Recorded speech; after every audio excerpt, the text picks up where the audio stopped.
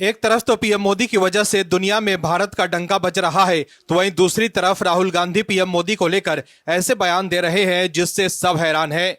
लेकिन अब राहुल गांधी चौतरफा घिर गए हैं। राहुल गांधी के लिए अब जवाब देना मुश्किल हो गया है।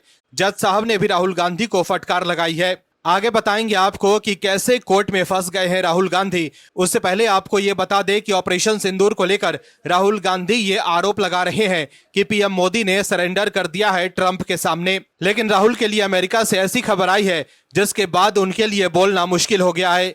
पीएम मोदी के लिए नरेंद्र सरेंडर वाले बयान देकर राहुल गांधी फिर टारगेट पर हैं। बीजेपी के नेता लगातार राहुल गांधी पर निशाना साध रहे हैं। वहीं बीजेपी के फायर ब्रांड नेता निशिकांत दुबे ने पूर्व प्रधानमंत्री जवाहरलाल नेहरू की चिट्ठी दिखाकर राहुल गांधी पर निशाना साधा है और आरोप लगाया है कि 1963 में नेहरू ने चीन के सामने सरेंडर कर दिया था। वहीं राहुल गांधी ट्रंप के बयान को लेकर पीएम मोदी पर निशाना साध रहे थे, लेकिन अमेरिका में पीएम मोदी की खूब वाहवाही हो रही है। अमेरिकी वाणिज्य मंत्री हॉवर्ड लुटनिक ने पीएम नरेंद्र मोदी और अमेरिकी राष्ट्रपति डोनाल्ड ट्रंप के व्यक्तिगत लगाव को भारत अमेरिका के मजबूत संबंध की नींव बताया है। उन्होंने कहा है कि दोनों के बीच पर्सनल कनेक्शन की वजह से भारत अमेरिका के बीच कई मोर्चों पर समझौतों को लेकर आसानी से अंजाम तक पहुंचाया जा रहा है। लुटनिक ने कहा है कि अकेले राष्ट्रपति डोनाल्ड ट्रंप ही हमारे प्रशासन में ऐसे व्यक्ति हैं जिन्हें पूरे अमेरिका ने चुना है। इसी तरह भारत में प्रधानमंत्री मोदी हैं। वह इंडिया कॉक्स के उपाध्यक्ष और अमेरिकी सांसद रिच मैककॉर्मिक ने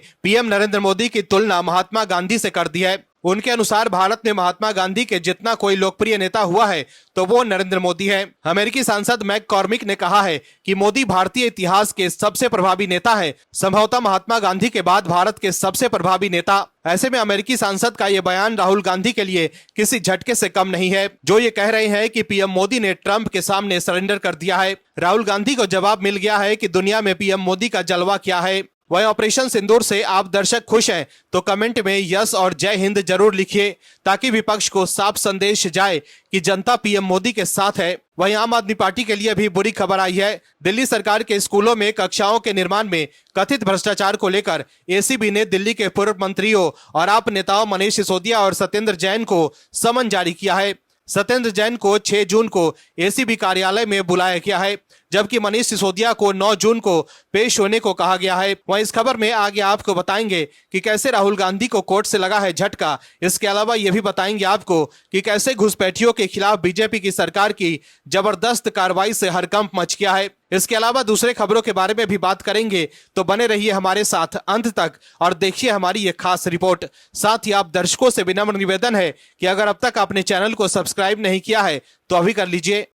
भारत सरकार ने जिस तरह से ऑपरेशन सिंदूर को अंजाम दे दिया, उसके बाद पूरी दुनिया ने भारत की ताकत देखी। वहीं अब भारत सरकार ने जिस तरह से देश के भीतर घुसपैठियों के खिलाफ ऑपरेशन चलाया है, उससे देश के भीतर बैठे घुसपैठियों के बीच में भी हड़कंप मच गया है। वो समझ गए हैं कि अब भारत में अवैध तरीके से नहीं रह सकते। असम से लेकर बंगाल और दिल्ली तक भारत सरकार अवैध बांग्लादेशी लोगों को शिनाख्त करके वापस भेज रहा है। यूपी से लेकर राजस्थान तक भी बैठे सभी घुसपैठ करने वाले लोगों को भी उनके देश वापस भेजा जा रहा है। दर्शकों, भारत के भीतर ये लोग उस दीमक की तरह हैं जो देश के भीतर रहकर भारत को खोखला कर रहे हैं। इसलिए भारत सरकार सख्ती से उन्हें वापस भेज रही है। समझने की जरूरत यह है कि भारत सरकार अब सचेत है कि इस बांग्लादेशी लोगों को वापस भेजा जाए, जिसके कारण भारत में बैठे हुए कुछ लोग मानवाधिकार का झंडा लेकर खड़े हो गए हैं। घुसपैठियों पर कार्रवाई होने पर प्रशांत भूषण जैसे बड़े वकील सुप्रीम कोर्ट पहुंच जाते हैं और उन्हें बचाने, लेकिन अब सुप्रीम कोर्ट ने भी झटका दे दिया है और अब बीजेपी की सरकार घुसपैठियों को बख्शने के मूड में नहीं है। दर्शकों, ऑपरेशन सिंदूर के बाद एक और काम जो सबसे तेजी से आगे आया है वो है अवैध बांग्लादेशी घुसपैठियों की वापसी। अब दिल्ली के शाहदरा जिले के सीमापुरी इलाके में दिल्ली पुलिस की फॉरेंसिक सेल और स्पेशल स्टाफ की ज्वाइंट टीम ने अवैध रूप से भारत में रह रहे 16 बांग्लादेशी नागरिकों को गिरफ्तार किया और गिरफ्तार किए गए बांग्लादेशी नागरिकों में 4 पुरुष, 5 महिलाएं और 7 बच्चे शामिल हैं। ये सभी अवैध रूप से भारतीय सेना में घुस आए थे और यहाँ पर रह रहे थे। इसके अलावा घुसपैठियों के खिलाफ इस कार्रवाई में असम शुरू से सबसे आक्रामक दिख रहा है। हालांकि संख्या के मामले में गुजरात ने बाजी मारी है। ऑपरेशन सिंदूर 7 मई को लॉन्च किया गया था। असम में इस काम में तेजी लाने के पीछे की वजह यह है कि भारतीयों के न्यायाधिकरण में इन्हें अवैध घोषित किया है। ये अभियान राष्ट्रीय स्तर पर चलाया जा रहा है, जिसमें केंद्रीय गृह मंत्रालय का सहयोग है। पहलगाम मामले के बाद इस तरह की कार्रवाई की तत्काल जरूरत महसूस की गई थी। गुजरात ने अवैध बांग्लादेशियों को वापस भेजने के लिए शुरू से ही एक बड़ा अभियान चलाया। वैसे इस कार्रवाई में दिल्ली, हरियाणा, महाराष्ट्र और राजस्थान जैसे राज्य भी शामिल हैं। सरकार का कहना है कि ये कार्रवाई राष्ट्रीय सुरक्षा के लिए बहुत जरूरी है। हालांकि कुछ लोग इसका विरोध कर रहे हैं और इसे मानवाधिकारों का उल्लंघन बता रहे हैं। महाराष्ट्र, राजस्थान, उत्तर प्रदेश और गोवा जैसे राज्यों ने भी अपनी कार्रवाई तेज की हुई है।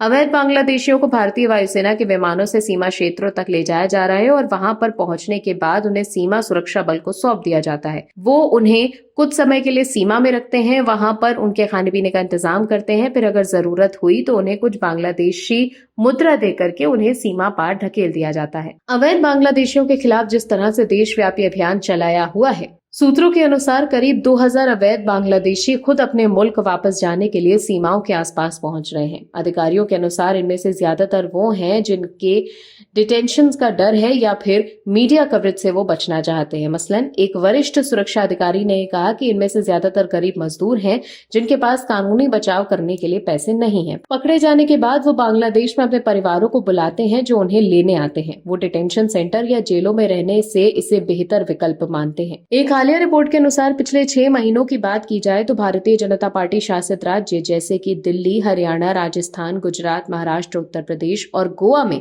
कई कथित अवैध बांग्लादेशी अप्रवासियों को हिरासत में लिया गया था। दिल्ली पुलिस ने जनवरी में सबसे ज्यादा 120 अवैध बांग्लादेशियों को पकड़ा था। इसके बाद महाराष्ट्र पुलिस ने 110, हरियाणा ने 80, राजस्थान ने 70, उत्तर प्रदेश ने 65, गुजरात ने 65 और गोवा ने 10 लोगों को सौंपा था। इस तरह दक्षिण बंगाल सीमा, उत्तर बंगाल सीमा और असम बांग्लादेश सीमा पर भी कई जगहों से लोगों को वापस भेजा गया था। बीएसएफ ने पश्चिम बंगाल बांग्लादेश सीमा पर एक सेक्टर से 1200 से ज्यादा बांग्लादेशियों को वापस भेजा था। तो देखा आपने कैसे मोदी सरकार और राज्य की बीजेपी सरकार की कार्रवाई के बाद घुसपैठियों में खौफ का माहौल है।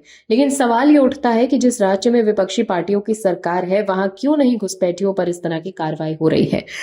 राहुल गांधी पीएम मोदी से मुकाबला करना चाहते हैं लेकिन वो अपनी पार्टी को भी एकजुट नहीं रख पा रहे। हर राज्य में पार्टी आपसी कलह से जूझ रही है, लेकिन फिर भी राहुल गांधी मोदी सरकार और पीएम नरेंद्र मोदी पर निशाना साध रहे हैं। देश हित के मुद्दे पर भी राहुल गांधी पीएम मोदी को घेरने की कोशिश कर रहे हैं, लेकिन शशि थरूर और सलमान खुर्शीद जैसे कांग्रेस के बड़े नेता मोदी सरकार की जमकर तारीफ कर रहे हैं, जिससे कांग्रेस में खलबली मच गई है।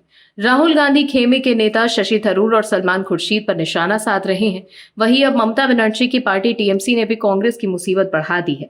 तमाम तरह की एकता की बड़ी बड़ी बातों के बीच कहीं न कहीं इंडी अलायंस में सत्ता के लिए बिखराव सीधे तौर पर देखा जा रहा है। ममता बनर्जी ने राहुल गांधी की चिंता बढ़ा दी है। ऐसे में सवाल है कि राहुल गांधी को पीएम नरेंद्र मोदी पर निशाना साधने से पहले विपक्ष के अलग अलग दलों के भरोसों को लेने की जरूरत है। पहले विपक्ष के तमाम बड़े नेताओं का तो समर्थन राहुल गांधी हासिल कर ले, फिर पीएम मोदी से मुकाबला करने की सोचें।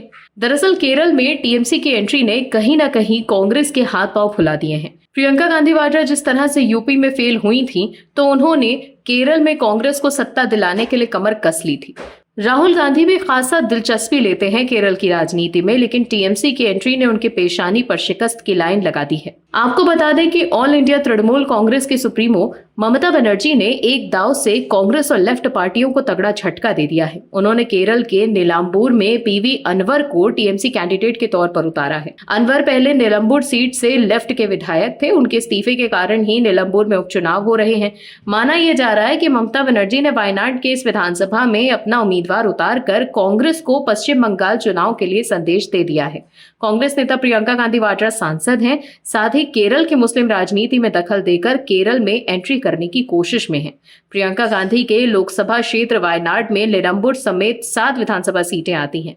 ममता बनर्जी की पार्टी टीएमसी ने मल्लपुरम जिले का निलंबुर के जरिए केरल में एंट्री के लिए दस्तक दी है। सीट पर विधायक पीवी अनवर के इस्तीफे के कारण उपचुनाव हो रहे हैं। अनवर पहले लेफ्ट के साथ थे, लेकिन मुख्यमंत्री पिनाराई विजयन से उनकी अनबन हो गई। अब अनवर टीएमसी में शामिल हो गए हैं और उन्हें राज्य का संयोजक बना दिया गया है। उन्होंने खुद को उम्मीदवार घोषित कर दिया है। अनवर अगर उपचुनाव में जीत जाते हैं तो सीपीएम के नेतृत्व वाले एलडीएफ के साथ कांग्रेस के नेतृत्व वाले यूडीएफ की मुश्किल बढ़ जाएगी। अगले साल केरल में विधानसभा चुनाव है। निलंबुर के विधायक रहे अनवर 58 साल के हैं। उनका परिवार कांग्रेस से जुड़ा रहा है और उन्होंने स्वतंत्रता आंदोलन में भी भाग लिया था। अपने राजनीतिक जीवन में वो कांग्रेस, इंडियन यूनियन मुस्लिम लीग और लेफ्ट के साथ खड़े रहे। अब वो तृणमूल कांग्रेस में हैं। उन्होंने निलंबर को अपने गढ़ बनाने के लिए बहुत काम किया है। वो अपने प्रभाव का इस्तेमाल यूडीएफ और एलडीएफ के बीच मुकाबले को प्रभावित करने के लिए करते हैं। वहीं दूसरी तरफ केरल के बड़े नेता शशि थरूर भी कांग्रेस की चिंता बढ़ा रहे हैं। थरूर जिस तरह से बीजेपी की भाषा बोल रहे हैं, कांग्रेस के नेता उन पर निशाना साध रहे हैं। कांग्रेस के लिए शशि थरूर अब असहज सच्चाई बन गए हैं। थरूर ने वो सब कुछ किया है जिसकी पार्टी में इजाजत नहीं है। उन्होंने केरल की एलडीएफ सरकार की प्रशंसा की है। अध्यक्ष पद के चुनाव में हाईकमान की ओर से चुने गए मल्लिकार्जुन खड़गे के खिलाफ मैदान में चुनौती दी है और अब ऑपरेशन सिंदूर, पीएम मोदी और बीजेपी की सफलता का प्रचार भी कर रहे हैं। कांग्रेस के नेता तो ये भी कह चुके हैं कि शशि थरूर बीजेपी के सुपर प्रवक्ता की तरह बात करते हैं। ऐसे में केरल विधानसभा चुनाव से पहले थरूर अगर बीजेपी का दामन थाम लेते हैं तो इसमें हैरानी होनी नहीं चाहिए। ऐसे में केरल में शशि थरूर के अलावा ममता बनर्जी ने भी कांग्रेस की आफत बढ़ा दी है। कांग्रेस के नेता राहुल गांधी की मुश्किलें कम नहीं हो रही है। देश के सामने राहुल गांधी एक्सपोज होते जा रहे हैं कि राजनीति के चक्कर में वो कुछ भी कर रहे हैं। राहुल गांधी का एक ही मकसद है कि कैसे भी पीएम मोदी को घेरने की कोशिश करें, बात बात पर पीएम मोदी पर सवाल उठाएं। लेकिन अब उन्हें कोर्ट से भी झटका लग रहा है। जज साहब भी हैरान है कि राहुल गांधी ऐसा कैसे कर सकते हैं। वहीं पीएम मोदी के लिए नरेंद्र सरेंडर वाला बयान देकर राहुल गांधी फिर से घिर गए हैं। बीजेपी के नेता राहुल गांधी पर हमलावर हैं। पीएम मोदी देश के लिए दुनिया से लड़ रहे हैं, लेकिन राहुल गांधी अपने ही देश के प्रधानमंत्री से लड़ रहे हैं, वो भी तब जब पीएम मोदी कह चुके हैं कि ऑपरेशन सिंदूर अभी खत्म नहीं हुआ है। वहीं अब कोर्ट से ऐसी खबर आई है जिसके बाद राहुल गांधी की मुसीबत बढ़ गई है। दरअसल मोदी सरकार और पीएम मोदी को घेरने के चक्कर में राहुल गांधी खुद फंस गए हैं। इलाहाबाद हाई कोर्ट ने कांग्रेस नेता राहुल गांधी को फटकार लगाई है। कोर्ट ने कहा है कि बोलने की आजादी की कुछ सीमाएं होती है, सेना का अपमान नहीं किया जा सकता। इलाहाबाद हाई कोर्ट ने कांग्रेस सांसद राहुल गांधी की भारतीय सेना पर कथित अपमानजनक टिप्पणी को लेकर नाराजगी जताई है। कोर्ट की एक सदस्यीय बेंच ने कहा है कि संविधान का अनुच्छेद 19(1)(a) बोलने और अभिव्यक्ति की आजादी की गारंटी देता है, लेकिन इस पर कुछ जरूरी पाबंदियां भी है। आप बोलने की आजादी के नाम पर सेना के बारे में कुछ भी गलत नहीं बोल सकते। लाइव लॉ की रिपोर्ट के अनुसार इलाहाबाद हाई कोर्ट की लखनऊ बेंच के जस्टिस सुभाष विद्यार्थी ने सुनवाई के दौरान कहा है कि इसमें कोई शक नहीं है कि भारत के संविधान का अनुच्छेद 19(1)(a) बोलने और अभिव्यक्ति की आजादी की गारंटी देता है, लेकिन ये आजादी कुछ जरूरी पाबंदियों के साथ आती है। इसमें ऐसे बयान देने की आजादी शामिल नहीं है जो किसी व्यक्ति या भारतीय सेना के लिए मानहानिकारक हो। इसके साथ ही अदालत ने राहुल गांधी की याचिका को खारिज कर दिया है। आपको बता दें कि राहुल गांधी ने निचली अदालत के समन को चुनौती दी थी। ये समन भारतीय सेना के बारे में कथित अपमानजनक टिप्पणी के मामले में जारी किया गया था। जस्टिस सुभाष विद्यार्थी ने अपने आदेश में कहा है कि विस्तृत फैसला अगले हफ्ते आएगा। वहीं सरकार के वकीलों ने कहा है कि राहुल गांधी की याचिका कानूनी रूप से सही नहीं है,